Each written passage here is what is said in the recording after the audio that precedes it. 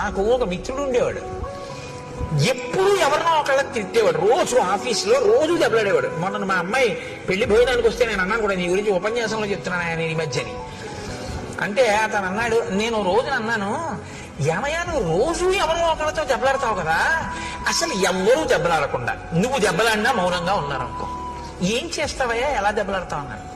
దెబ్బలాడకపోతే నాకు నిద్ర పట్టదండి కోటేశ్వరారు అన్నాడు. మరి దెబ్బలాడకపోతే ఎవ్వరూ దెబ్బలాడకుండా అందరూ మౌనంగా ఉన్నారు, నువ్వేమన్నా ఊరుకున్నారు, ఏం చేస్తా ఉన్నాను, మా ఆవిడితో దెబ్బలాడతానన్నాడు. మీ ఆవిడ దెబ్బలాడకపోతే అన్నాడు, మా ఆవిడితో ఎలా దెబ్బలాడాలో నాకు తెలుసాను. నేను తెల్లబోయాను, ఎలా దెబ్బలాడతా ఉన్నాను, ఆవిడని ఎలా దెబ్బలాడగలవు నువ్వు ఆవిడితో అన్నాను. ఏముంది, ఇంటికి వెళ్ళి అడుగుతాను, ఉత్తరాలు ఏమైనా వచ్చాయా అని అడుగుతాను. వచ్చాయి అందనుకోండి.